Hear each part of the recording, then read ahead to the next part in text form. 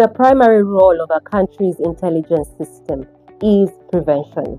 Prevention of assassinations, coups, and any form of destabilization. These systems exist to detect threats way before they happen. So when major attacks still occur, we can't help but ask, are intelligence systems, in spite of how sophisticated they might be, limited? And if they are in fact limited, is there another layer of foresight that governments are overlooking? In just a few years, the world has witnessed an attempted assassination of Donald Trump, an attempted assassination of Somalia's president, a coup attempt in the DRC, and, of course, the assassination of Iran's supreme leader. These are not minor incidents, as you know. These are national distractions and intelligence breaches. See, the expectation is very clear.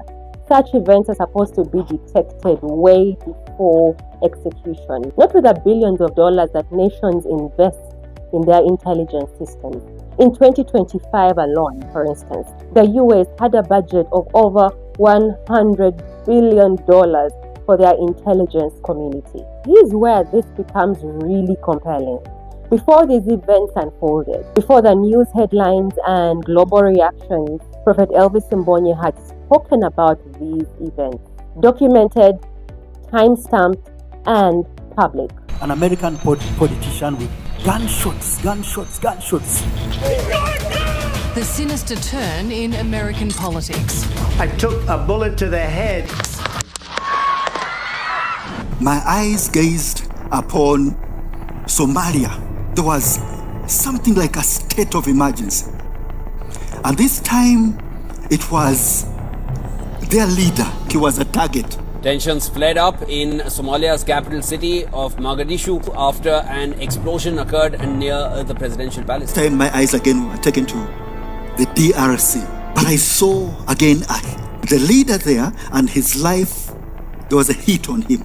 And I needed to pray for him.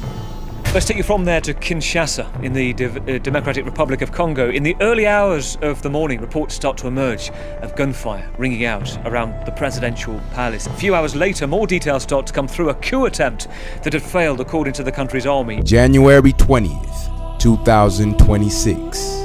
One of the things that I witnessed is the whole Iranian revolution. But come the month of March, I saw a strike coming from yours truly.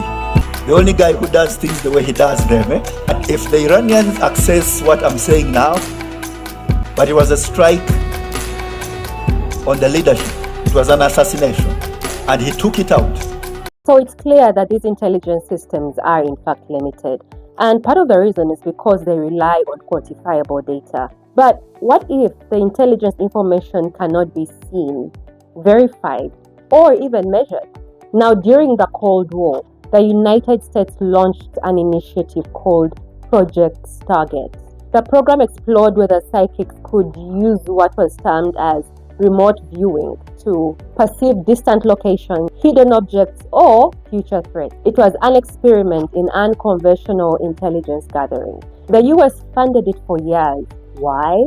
Because even they recognized that their intelligence systems had some blind spots. Now, in light of the authentic prophetic authority that we have in this nation, here's a conversation worth having. Should documented prophetic foresight be examined and not dismissed? Should such unconventional intelligence strategies be integrated in our system? Well, here's one thing I'm learning. The ways of God are foolishness to man. I mean, just imagine.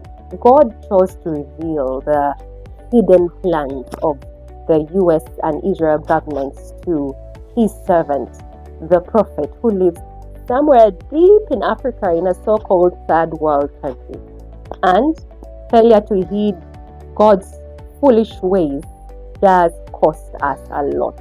Just to be clear, this is not an advocacy for replacing the systems as they are today, but rather strengthening them. And perhaps the next intelligence breakthrough will not come from some high-tech satellite, but from a voice of a man of God who has proved that what he sees always comes to pass.